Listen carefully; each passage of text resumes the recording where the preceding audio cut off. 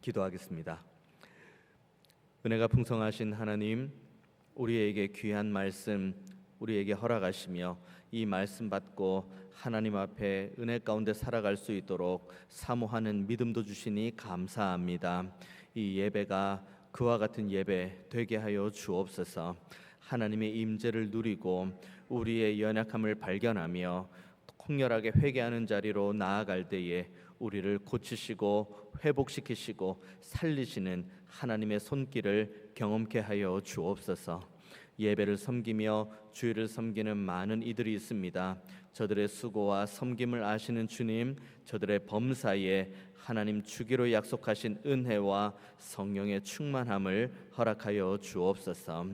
예배가 하나님의 은혜 가운데 온전하게 올려드릴 수 있도록 주께서 친히 이 예배를 인도하여 주시고 홀로 영광 받아 주옵소서. 감사드리고 살아계신 예수님의 이름으로 기도하옵나이다. 아멘. 우리 모두는 좋은 사람 되기를 원합니다. 그 누구도 내가 나쁜 사람 되어야지, 내가 사람들에게 비난받아야지 라고 생각하는 사람은 극히 드물 겁니다. 대부분의 사람은 내가 좋은 사람, 많은 사람들에게 칭찬받고 인정받고 존경받는 사람, 그런 사람 되기를 원하죠.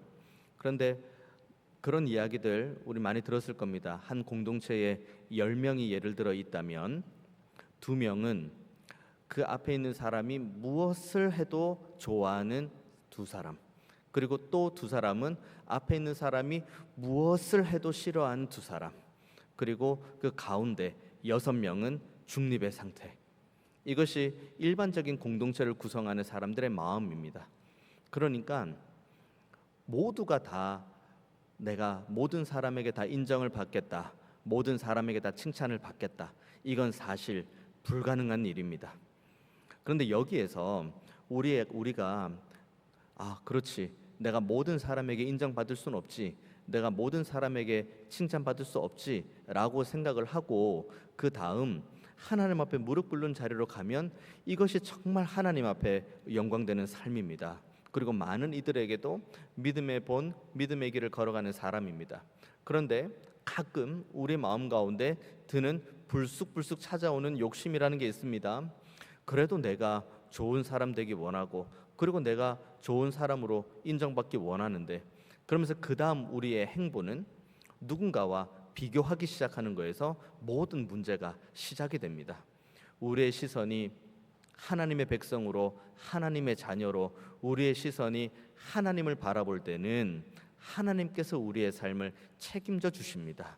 다만 우리의 시선이 이 땅에 머무르고 그리고 옆에 있는 사람들을 바라보며 저 사람들과의 비교를 통해서 비교 우위를 점하려고 우리가 시도하고 노력하는 순간 항상 넘어질 수밖에 없는 것이 우리들의 연약함입니다. 오늘 본문도 그와 같은 내용이 고스란히 담겨져 있죠. 오늘 본문을 함께 대하면서 우리들은 지금 어떠한 모습으로 하나님 앞에 영광을 올려드리고 있는지, 정말 하나님만 바라보며 통렬하게 회개하고 기도하며 하나님 앞에 나아가는지, 아니면은 주변에 있는 누구와 비교하며 그 가운데에서 자기 만족, 자기 의에 빠져 있는 것은 아닌지 스스로를 돌아보는 시간 되기를 원합니다. 그리고 이후에 우리의 결론은 하나님만 바라보겠다, 하나님만 온전히 바라보며 하나님께서 허락하신 의와 거룩과 그 기쁨을 우리가 선물로 받고 감사하는 자리 나아가기를 원한다. 이와 같은 믿음의 결단 있는 저와 여러분 모두가 다 되기를 주님의 이름으로 축원드리겠습니다. 오늘 본문 시작은 9절 말씀이죠. 오늘 본문도 마찬가지입니다. 주님께서 비유의 말씀을 하나 주시면서 이 비유를 왜 주셨는지를 주님께서 분명하게 말씀을 하십니다. 9절의 말씀 보십시오. 또 자기를 의롭다고 믿고 다른 사람을 멸시하는 자들에게 이 비유로 말씀하신다. 2개가 나오죠. 하나는 자기를 의롭다고 믿고, 또 하나는 다른 사람을 멸시하는 자입니다. 자기를 의롭다고 여기는 것, 자기가 의롭다고 여기는 거에 대해서 누가 뭐라고 하겠습니까? 이때 당시 유대인들이, 특별히 오늘 본문의 비유에 이제 바리새인 이야기가 나옵니다. 본인이 의롭다고 사람들에게 드러내고 그리고 자기 스스로가 나는 의로운 사람이라고 이렇게 말할 수 있는 근거를 이때 당시 유대인들 바리새인들은 단순히 도덕 윤리적으로 살아가는 삶에 근거하지 않습니다. 이들이 하나님 앞에서 내가 지금 하나님의 말씀을 받고 그리고 이 하나님의 말씀, 그러니까 구약의 율법에 해당되겠죠. 이 구약의 율법에 내가 철저하고 온전하게 순종하고 있다. 이것이 이들이 많은 사람들에게 자랑하는 자기의 의가 되는 겁니다. 너무 자랑할 만한 것 아닙니까? 도덕 윤리적으로 살아가는 건 당연한 것이고, 그리고 하나님의 말씀 붙들고 이 말씀대로 내가 살아가는 이 의로운 것, 너무 좋은 의입니다. 하지만 문제가 뭐냐면 비유의 말씀이 이어지죠. 자기를 의롭다고 믿고 그 다음 뭐가 문제입니까? 다른 사람을 멸시하는 것에 문제가 있습니다. 내가 의로운 것은, 그리고 내가 의롭다고 여김받는 것은 전적인 하나님의 은혜일 때는 9절에 나오는 것처럼 다른 사람을 멸시할 수가 없습니다. 사도 바울이 그의 서신서에서 계속해서 강조했던 것은 그겁니다. 우리는 율법을 행함으로 그리고 율법을 온전하게 청종함으로 의롭다고 여겨지는 것이 아니라 나를 대신해 십자가 지시고 부활하신 주님을 믿는 믿음으로 말미암아 우리가 의롭게 된다고 바울은 분명하게 선언하죠. 너무 복잡하고 어려운 단어처럼 들릴지 모르겠지만 아주 쉬운 개념은 이겁니다. 의, 바를 의죠. 옳을 의입니다. 바르게 된다는 겁니다. 자, 그러면 뭐가 문제인 겁니까? 바르게 됐다는 것은 무언가 이전에 바르지 않았다는 것을 의미하죠. 우리 모두는 바르지 않았던 겁니다. 우리가 얼마나 바르지 않았다면 바르지 않는 것을 바르게 바꾸기 위해서 얼마나 큰 혹독한 대가가 치루어졌는지를 보면 알 수 있는데, 우리가 얼마나 그전에 옳지 않았다면, 우리가 이전에 얼마나 불의했다면 우리의 이 불의함과 옳지 않음을 의로움으로 바꾸시기 위해 하나님께서 지불하신 대가는 그의 독생자입니다. 그러니까 우리가 이전에 얼마나 많이 불의했는지, 우리가 얼마나 많이 의롭지 않았는지를 알 수가 있죠. 그러니까 예수님께서 끊임없는 복음서의 말씀을 쭉 기록해 가고 그 예수님의 그 공생의 사역을 기억하면서 사도 바울이 기록한 모든 내용들을 보면은 우리 안에서부터 의로움은 도무지 찾을 수가 없다는 겁니다. 불의하죠, 연약하죠, 넘어지기 쉽죠, 부패한 죄인이죠. 그래서 바울은 늘 자신이 죄인 중에 괴수라고 이야기를 하는 이유가 바로 여기에 있습니다. 그럼에도 불구하고 바울은 하나님 앞에 자신이 의롭게 여김을 받았다, 칭의라고 이야기하죠. 자신이 의롭다고 칭해 주신 하나님께 감사하는 거죠. 오늘 본문의 시작이 마찬가지입니다. 이들이 자신이 지금 가지고 있는 이 의가 나로부터 시작된 의가 아니라 하나님으로부터 선물 받은 의라는 것을 믿는 믿음이 있다면 누군가를 멸시하는 자리로 가지 않습니다. 소위 말해서 누군가를 무시하는 자리로 가지 못합니다. 내가 지금 나된 것은, 내가 지금 거룩과 의와 성결을 추구할 수 있는 믿음을 주신 것은 하나님밖에 없는데 이것을 가지고 자랑할 수가 없기 때문이죠. 하나님께 받은 선물이기 때문입니다. 그런데 문제는 여기 있는 이 9절의 말씀에 이 비유의 시작이 이렇게 하나님께서 집요하게 말씀하신 이유는 이 의가, 내가 지금 나름의 바르다고 나름의 사람들에게 고백하는 이 의가 자기로부터 시작되었다는 것을 인지하기 때문에 그 다음 어떤 결과가 초래되는가? 꼭 누군가를 멸시하는 자리, 누군가를 무시하는 자리로 나아가는 거죠. 그래서 우리는 이 본문을 이제 바리새인의 기도 그리고 세리의 기도를 통해서 우리가 보게 될 겁니다. 얼마나 그 파괴적인 결과가 이어지는지를 함께 보는 저와 여러분 되기를 원합니다. 10절의 말씀 보십시오. 두 사람이 기도하러 성전에 올라갑니다. 하나는 바리새인이고 하나는 세리입니다. 자, 성전에 올라가죠. 바리새인, 우리 모두가 알고 있는 율법에 정통한 자, 율법을 온전하게 순종하기 위해서 노력하는 자, 그리고 많은 사람들에게 율법을 가르치는 자, 율법의 완전한 자, 바리새인이죠. 세리, 많은 사람들에게 손가락질 받는 자, 그리고 많은 사람들에게 민족의 반역자요, 죄인이라고 칭함받는 이. 일단 비유의 시작부터가 다릅니다. 바리새인 그리고 세리죠. 근데 이들이 지금 10절에 보면은 기도하러 성전에 올라가는 내용이 나옵니다. 당시에 성전은 뜰이 5개로 구성되어 있죠. 첫 번째는 이방인의 뜰입니다. 여기는 유대인뿐만 아니라 모든 이방인들이 다 들어가는 뜰.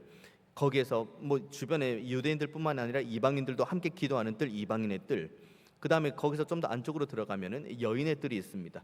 그 여인의 뜰은 이방인들은 들어가지 못하고 유대인 남자와 여자만 들어갈 수 있는 곳이 여인의 뜰입니다. 거기서 조금 더 안쪽으로 들어가면 이스라엘의 뜰이 있습니다. 이스라엘의 뜰은 유대인 남자만 들어갈 수 있습니다. 점점 이제 들어갈 수 있는 수가 축소되죠. 그러다가 나중에는 제사장의 뜰이 있습니다. 거기에는 유대인 남자 중에서도 레위 지파인 제사장만 들어갈 수 있는 곳이 있습니다.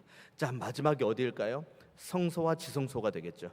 거기에는 제사장 중에서도 늘 들어갈 수 있는 것도 아니고 거기에서 절기를 지키며 제사할 때만 특별하게 구별된 제사장이 들어갈 수 있는 곳이 제사장, 그 성소와 지성소입니다. 지금 오늘 10절에 나와 있는 두 사람, 바리새인과 그리고 세리가 기도하러 올라간 성전은 이 책을 기록한, 그리고 이 책을 주석한 많은 사람들이 공히 이야기하는 이스라엘의 뜰 정도에 있습니다. 그러니까 유대인 남자들만 들어갈 수 있는 것, 그러니까 중간 정도까지 온 거죠. 자, 거기에 섰습니다. 자, 그 뜰에서 이제 바리새인의 기도가 나옵니다. 11절 말씀 보십시오. 바리새인은 서서 따로 기도하여 이르되, 하나님이여, 나는 다른 사람들 곧 토색, 불의, 간음을 하는 자들과 같지 아니하고 이 세리와도 같지 아니함을 감사하나이다. 여기서 우리가 주목해 봐야 될 게 두 개가 있습니다. 첫 번째, 11절 초반부에 보면은 바리새인은 서서 따로 기도하여 이르되라고 이야기합니다. 그 다음에 하나님이여라고 이야기하죠. 우리가 이렇게 쭉 보면은 그러니까 별로 이 문장의 흐름이 그렇게 어색하지 않습니다. 그런데 11절을 헬러 원어로 쭉 보면은 서서 따로 기도한다, 이 부분이 어떤 의미냐면 바리새인이 서서 자기 자신을 향해서 기도했다는 것을 의미합니다. 자, 여기서 뭔가 중대한 차이가 있죠. 우리는 기도는 누구한테 합니까? 기도는 하나님께 합니다. 오늘 세리도 바리새인도 마찬가지죠. 11절의 말씀 보면은 서서 따로 기도하여 이르되라고 하나님이여라고 이야기합니다. 호칭도 하나님이여라고 하는데, 그가 서서 따로 기도하는 것은 서서 따로 하나님을 향해서 기도하는 것이 아니라 서서 지금 자기 자신을 향해서 내가 지금 이만큼 의롭다는 것을, 내가 지금 이만큼 대단하다는 것을 지금 이 사람이 스스로 자기 고백을 하는 거죠. 이 사람의 기도의 시작 자체가 잘못된 기도입니다. 대상도 하나님도 아니고 고백하는 것도 하나님을 향해서 자신의 의로움을 드러내는 것이 아니라 많은 사람들에게 자신이 의롭다는 것을 나타내는 것을 이야기를 하는 거죠. 이것은 당연한 겁니다. 왜냐하면 기도의 대상이 지금 하나님이 아니기 때문이죠. 만약에 기도의 대상이 하나님이다, 이 사람이 지금 고백한 대로 하나님이여라고 말한 대로 그의 마음도 하나님을 온전히 향하고 있다면 이 기도 나오지가 않어요. 하지만 그의 입술의 고백은 하나님이여라고 입술의 고백은 하지만 그의 마음은 내 의를 먼저는 자기 자신에게 말하는 겁니다. 내가 이만큼 대단해, 내가 이만큼 훌륭해, 내가 이만큼 잘 지내고 있어. 그리고 그 다음에 자신에게 말한 것을 이제 다른 사람들에게 말하기 시작하는 거죠. 중대한 것 하나 빠졌습니다. 뭐가 빠졌습니까? 하나님이 빠진 거죠. 이렇게 잘못된 기도를 해도 뭐 한번 그렇다고 한번 가정이라도 해봅시다. 뭐 그럴 수도 있다고 한번 가정해 봅니다. 자, 이어서 한번 봅니다. 하나님이여, 나는 다른 사람들 곧 토색, 불의, 간음을 하는 자들과 같지 아니하다고 이야기를 합니다. 이제 그가 자기 자신에게 내가 의롭다고 말한 이유에 대해서 자세하게 설명을 하죠. 이유가 뭐라고 이야기합니까? 나는 토색하는 자, 불의하는 자, 간음하는 자와 저는 같지 않습니다. 심지어 지금 저기 있는 세리하고도 저는 같지 않습니다 라고 이야기를 합니다. 지금 뭐 하고 있습니까? 비교하고 있는 거죠. 비교할 수 있다고 가정해 봅니다. 비교할 수 있어요. 자기 의를 드러낼 수 있다고 가정해 봅니다. 그리고 비교할 수 있다고 가정해 봅니다. 그렇다면 우리는 공평하게 비교를 해도 비교를 해야죠. 그리고 자신의 의를 드러낼 거면 토색, 불의, 간음이라는 입에 담기 어려운 범죄자들과 비교해서 자신의 의를 드러내는 것이 아니라 자기보다 훨씬 훌륭한 의를 가진 사람들, 자기보다 훨씬 도덕적으로 윤리적으로 훌륭한 사람들과 비교를 해야죠. 자신의 의를 드러내는데 비교의 대상은 자신보다 많은 사람들이 보기에도 한참 떨어진, 도덕적으로도 윤리적으로도 그리고 율법적으로도 한참 떨어진 사람과 비교를 하고 있습니다. 뭘 의미하는 겁니까? 전체적인 11절의 맥락이 하나님이 온데간데 없는 사람, 내가 가지고 있는 의가 하나님의 은혜로부터 말미암았다는 것을 완전히 망각한 이들, 그런 이들은 그 다음의 행보는 누군가와 비교하기 시작한다는 겁니다.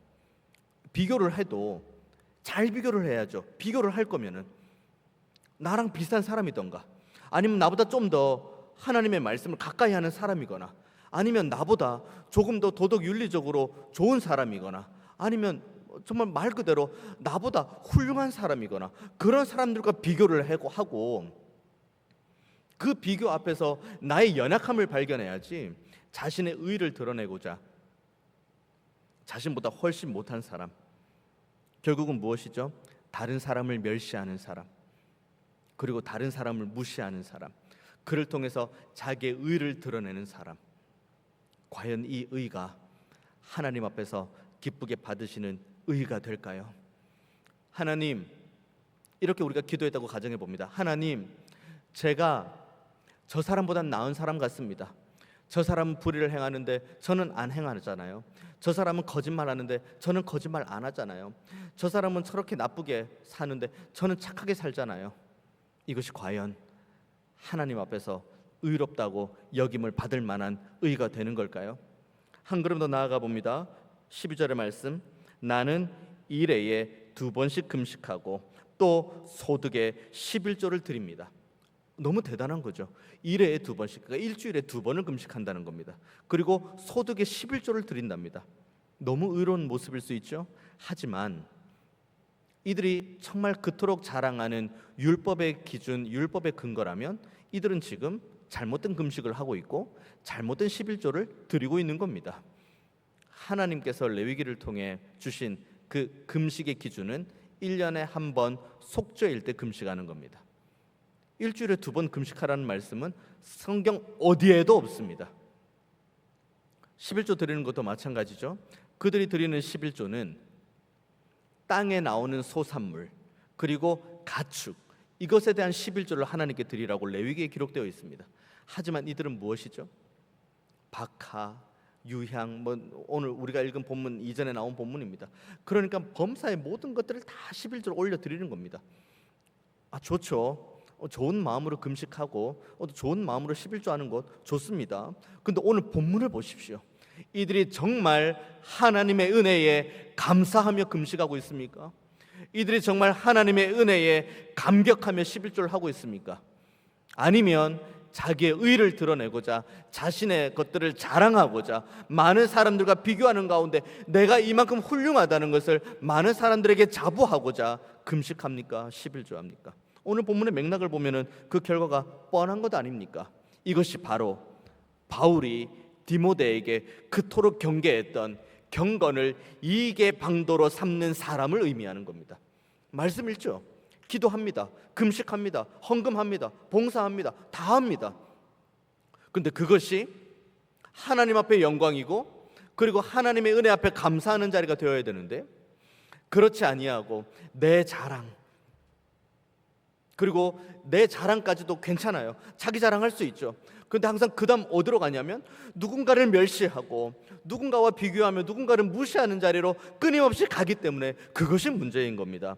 그래서 바울이 디모데전서 6장에서 경건을 이익의 방도로 삼는 이들에 대해서 얼마나 경계를 하는지가 6장 4절과 5절에 이렇게 나오더라고요.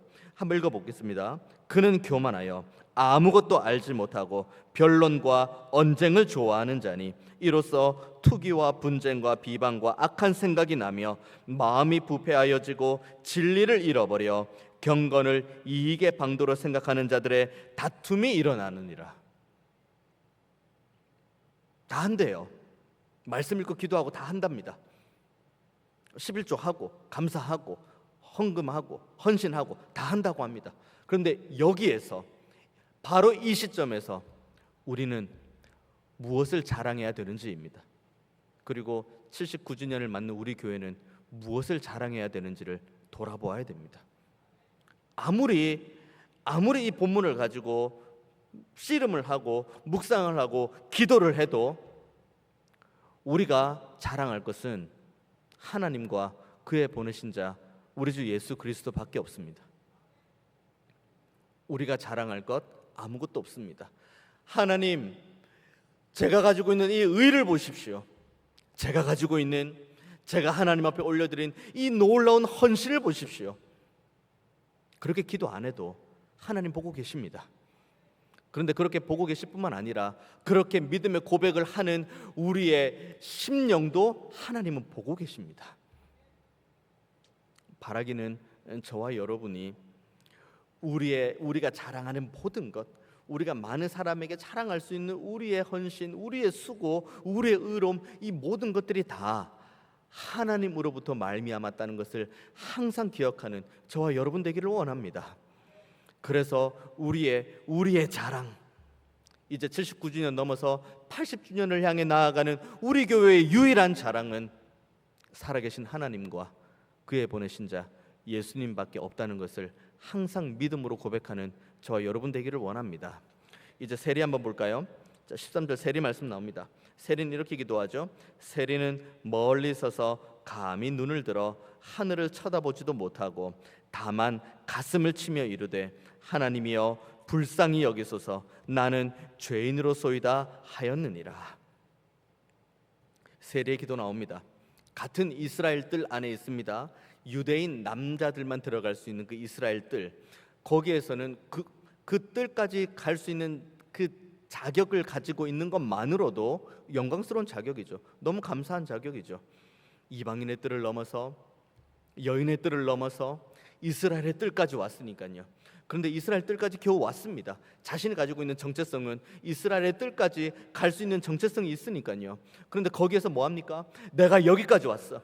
내가 유대인 남자로서 이 이스라엘 뜰까지 와서 내가 기도할 수 있어 라는 마음으로 지금 기도합니까? 멀리 서죠. 그리고 13절의 말씀 계속 이어집니다. 감히 눈을 들어 하늘을 쳐다보지도 못한다고 이야기합니다. 우리는 기도할 때 보통 이렇게 기도를 합니다. 근데 이때 당시 유대인들은 하늘을 바라보면서 이렇게 눈을 들어 하늘을 바라보면서 기도하는 모습이 이 뜰에서 기도하는 통상적인 모습입니다.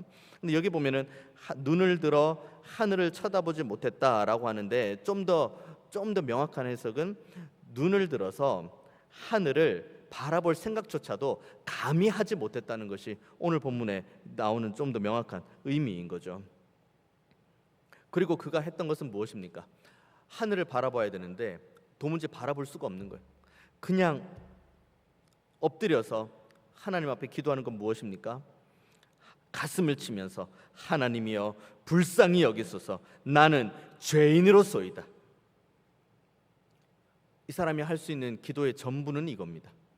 왜냐하면 자신이 죄인이라는 걸 자신이 너무 잘 알고 있기 때문이죠.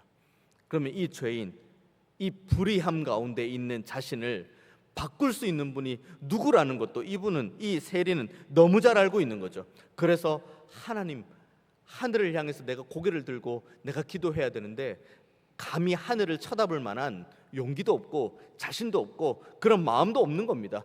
그러니까 다만 엎드리고 저 구석에서 엎드려서 그냥 하나님 앞에 기도하는 거예요. 주님 불쌍히 여겨 주옵소서. 이 불쌍히 여겨달라는 이 기도할 때 14절의 말씀에 그렇게 나오죠. 내가 너희에게 이르노니 이에 저 바리새인이 아니고 이 사람이 의롭다 하심을 받았다. 바리새인의 구구절절한 기도 있지 않습니까? 제가 뭐도 했고 그리고 제가 이것도 하지 않았고 이것도 안 했고 그리고 제가 하나님 이것도 보십시오 저것도 보십시오. 얼마나 구구절절한 기도입니까? 그런데 하나님께서는 오늘 본문에 분명히 이야기하죠. 그 기도 말고, 그 구구절절한 기도 말고 하늘을 감히 쳐다보지도 못하는 그냥 그 엎드려진 자신의 연약함, 자신의 무익함, 자신이 아무것도 아니라는 것, 이것을 믿는 믿음을 가지고 정말 하나님 앞에 불쌍히 여겨달라고 가슴을 치는 그 죄인된 기도, 그 연약함 기도, 그 안타까움, 그 회개의 기도, 그 기도를 우리 하나님께서 기쁘게 받으시겠다고 오늘 본문 이야기를 하죠. 이 세리가 보여준 기도가 사도 바울이 말한 자신의 약함을 오히려 하나님 앞에 자랑하는 그런 기도로 이어지게 됩니다. 이것이 바로 고린도후서 11장과 12장 이어지는 가운데 나오는 말씀이죠. 바울이 고린도후서 11장에 쭉 이야기 나옵니다. 자신이 어떠한 예수님을 믿고 어떤 삶을 살았는지를 자세히 기록하고 있죠. 쉽게 이야기하면 몇 번이나 죽을 뻔한 위기를 겪었다는 그 얘기입니다. 그런데 그 가운데에 바울이 이 자신의 약함을 고린도서 11장 30절에 내가 부득불 자랑을 한다고 하는데, 이 자랑을 뭘 자랑한다고 하냐면 자신의 약한 것을 자랑한다고 이야기해요. 바리새인과 같은 그런 구구절절한 자랑이 아니라 나의 연약함을 자랑한다고 이야기해요. 그리고 나의 연약함을 자랑하는 이유를 뭐라고 이야기한지 아십니까? 내가 약할 때 그때 비로소 하나님의 은혜를 통해서 강하게 될 수 있다는 것을 바울이 믿음으로 고백하기 때문입니다. 그래서 오늘 본문은 바리새인과 세리의 기도를 통해서 바리새인처럼 교만하게 기도하지 마시고 세리처럼 겸손하게 기도하십시오, 그런 차원의 내용이 아닙니다. 오늘 본문은 그런 내용을 말하는 것이 아니라 우리가 하나님 앞에서 얼마나 연약한 존재인지를 철저하게 깨달아라고 오늘 본문은 주시는 말씀이에요. 너희들이 얼마나 약한지, 너희들이 얼마나 넘어지기 쉬운 존재인지, 그럼에도 불구하고 그 약함과 연약함을 하나님 앞에 내려놓을 때 그 약함을 들어서 강함으로 들어 사용하시는 하나님의 능력을 너희들의 삶 속에서 보여주기 원한다는 하나님의 따뜻한 초대라는 것을 기억하는 저와 여러분 모두가 다 되기를 원합니다. 어제 그 예식 때 설교 말씀 주시는 권성문 목사님, 처함교회 원로 목사님이시죠. 목사님께서 몇 주 전, 한 2, 3주 전쯤에 전화를 주셨어요. 목사님, 제가 이제 설교를 준비하려고 하는데, 그러니까 목사님께서 어떤 그 사역을 하는지에 대해서는 내가 충분히 알고 있고, 그런데 목사님께서 그동안 쭉 자라왔던 배경이 좀 궁금해서 전화를 드렸습니다. 좀 몇 가지 물어봐도 될까요? 라고 하면서 이제 좀 목사님과 대화를 좀 이어갔습니다. 여러분들은 이제 다 아는 내용이고, 이제 목사님께 이제 그 내용들 말씀드렸죠. 저는 모태신앙도 아니었고, 저는 고등학교 3학년 때부터 교회를 다녔고, 그리고 신학을 학부 때부터 하고 싶었는데 좀 여러 가지 좀 어려움들이 있어서 그렇게 하지 못했고, 그러다가 이제 기업에 취업하고, 그러다 또 그만두고 또 하나님 은혜 가운데 신대원에 입학을 하게 되고, 그리고 이제 신대원 이제 지내는 가운데에 사실 어떠한 좀 경제적인 도움을 주변으로부터 받을 수가 없었으니까요. 그래서 그때 제 처음 사역했던 게 초등부 전도사였는데, 그때 받은 사례 가지고 애들 떡볶이 사주고 호떡 사주고 사주고, 그리고 이제 주중에는 학교에서 밥 어떻게 먹나 고민하는 그런 시절들까지 이야기를 했습니다. 근데 그런 이야기를 쭉 나누고 전화를 끊는데, 사실 가만히 그 목사님과 대화 나눴던 내용들만 보면은, 그러니까 내용만 보면은 되게 좀 부끄러운 내용들이 많았어요. 혈통 없고 돈 없고, 그렇다고 외모가 그렇게 출중하거나 잘생긴 것도 아니고, 물론 몇몇 권사님들께서 잘생겼다 해주셔가지고 감사하게 요즘 자존감이 많이 높아지긴 했습니다만, 제가 저를 압니다. 제가 어떻게 생겼다는 거 제가 가장 잘 알아요. 그래도 저의 자존감을 높여주시니 감사합니다. 어쨌든 제가 다 알아요. 그러니까 이 모든 것도 다 이렇게 쭉 보는데, 그런데 하나도 부끄럽지 않은 거예요. 정말로 제가 그동안 지내왔던 모든 순간들, 가난했던 순간들, 그리고 또 때로는 오해도 받고, 때로는 모함도 받고, 때로는 없는 말을 지어낸 누군가에 의해서 굉장히 큰 곤욕도 당하고, 수많은 일들 주변에 너무 많았습니다. 그런데 그 모든 순간들이 하나도 부끄럽지 않았습니다. 오히려 감사했어요. 그 모든 시간들 가운데 결국은 하나님께서 나를 빚어져 가시는 과정이셨구나. 나로 하여금 무릎 꿇게 하는 과정이셨구나. 그리고 내가 그 모든 어려움 가운데 있을 때 하나님은 내 마음 가운데 기도할 수 있는 마음을 주셨고, 그래서 밤에 그 철야의 기도를 해나가고 새벽의 자리를 지켜가며 기도하는 가운데에 하나님께서 여기까지 인도하셨구나. 오히려 저는 그 전화를 끊고 제가 지나왔던 모든 과거, 그 모든 어려움들에 대해서 하나도 부끄러워하지 않았고 오히려 하나님 앞에 영광 올려드렸습니다. 전 우리 교회도 마찬가지라고 생각합니다. 이제 79주년 오늘 딱 주보 앞에 보십시오. 1946년 6월 22일 설립, 그리고 오늘 2025년 6월 22일, 딱 6월 22일이죠. 진짜 딱 79년 됐습니다. 이제 80주년 향해 달려가죠. 수많은 일들이 있었습니다. 영광스러운 일도 있었죠. 기쁨의 일도 있었죠. 감사한 일도 있었죠. 그리고 또 때로는 오명을 뒤집어 쓴 일도 있었죠. 때로는 참 고난 가운데 있는 일들도 있었죠. 수많은 일들이 우리 교회 가운데 다 지나갔습니다. 기쁜 일이 있을 때만 우리 교회입니까? 고난이 있을 때만 우리 교회입니까? 그리고 감사한 일이 있을 때만 우리 교회입니까? 그리고 애통함이 있을 때는 우리 교회 아닙니까? 하나님께서는 모든 순간들을 다 빚어가시면서 우리로 하여금 우리의 연약함을 발견하게 하시고, 그리고 이 연약함을 가지고 하나님 앞에 기도하는 자리로 끊임없이 우리를 초대하십니다. 그 기도의 자리에 나아가서 우리가 해야 될 건 딱 하나밖에 없어요. 감히 하늘을 쳐다보지도 못하고 다만 무릎 꿇고 하나님 앞에 불쌍히 여겨달라는 기도. 이거 기도 외에는 우리 교회가 할 수 있는 건 아무것도 없죠. 여러분들의 모든 개인의 범사도 다 마찬가지입니다. 우리를 세워가시는 분도 하나님, 우리에게 은혜 주시는 분도 하나님, 우리에게 복 주시는 분도 하나님이신 줄로 저는 믿습니다.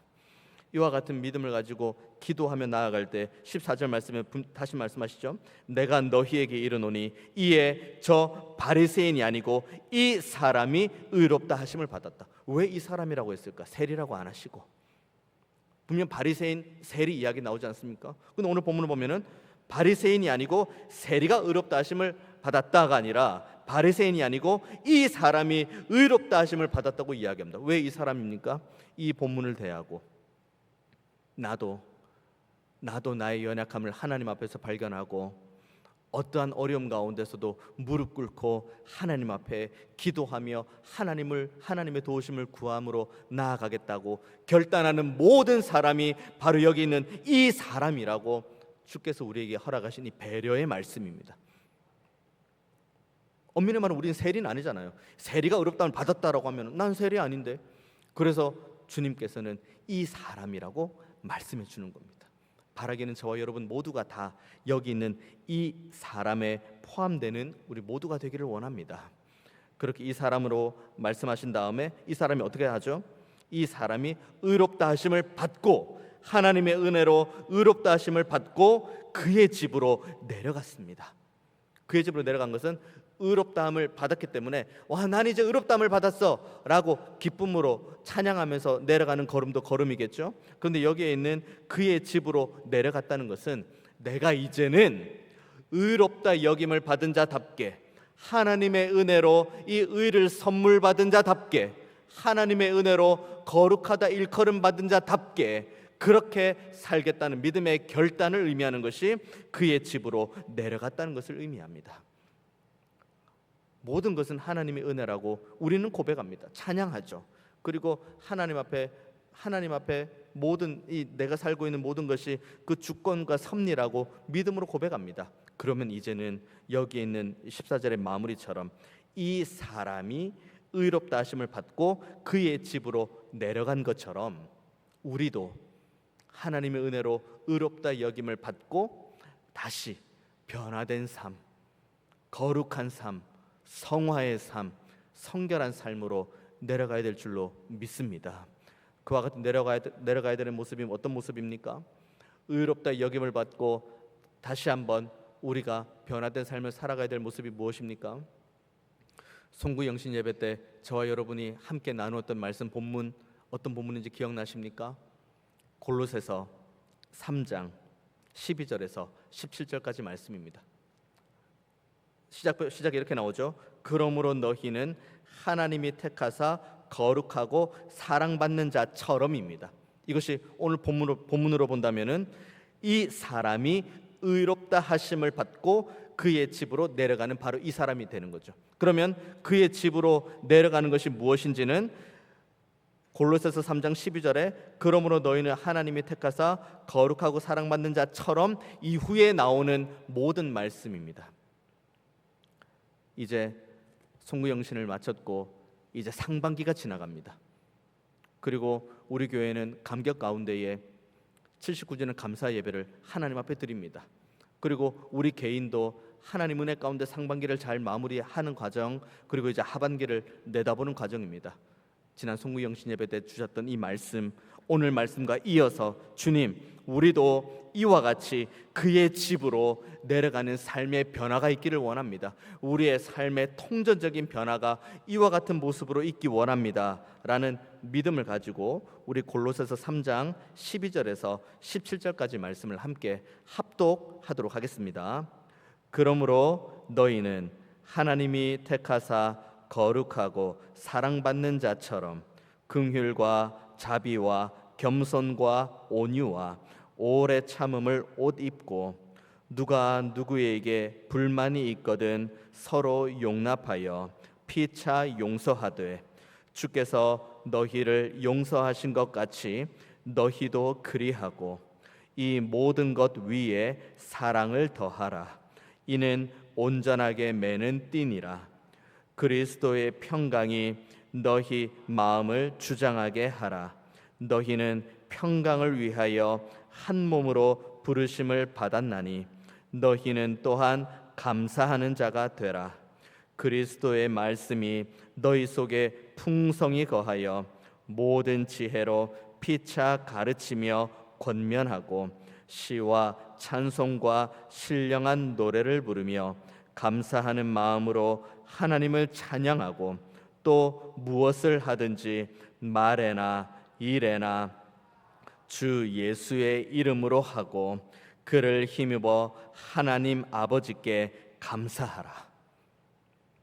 여기 있는 골로새서 이 말씀이 의롭다함을 받은 우리들이 집으로 내려가는 삶의 모습으로 받고 다시 한번 이 말씀을 가슴에 새기고 우리를 의롭다고 여겨주신 하나님께 감사하며 시와 신령한 노래로 하나님 앞에 늘 찬미의 노래를 부르고 서로를 사랑하며 용서하고 용납하며 하나님 앞에 힘있게 평강 가운데에 기쁨 가운데에 예배하며 기도의 자리를 지키는 저와 여러분 모두가 다 되시기를 주님의 이름으로 축원드리겠습니다. 기도하겠습니다. 은혜가 풍성하신 하나님, 오늘도 우리에게 큰 은혜를 더하셔서 말씀 받게 하시고 이 말씀 가지고 79주년 감사 예배 드리며 또 80주년을 내다보게 하시니 감사합니다. 우리를 의롭다 여기신 주님, 그 주님의 은혜 앞에 날마다 감사의 찬양으로 영광 올려드리며 시와 신령한 노래로 하나님을 노래하고 서로 사랑하며 평강 가운데 화평을 누리고 온 마음이 함께 하나로 엮여 예배하는 자리, 기도하는 자리를 힘써 지키는 우리 각자 그리고 우리 중앙의 모든 교회가 되게 하여 주옵소서. 감사드리고 살아계신 예수님의 이름으로 기도하옵나이다. 아멘.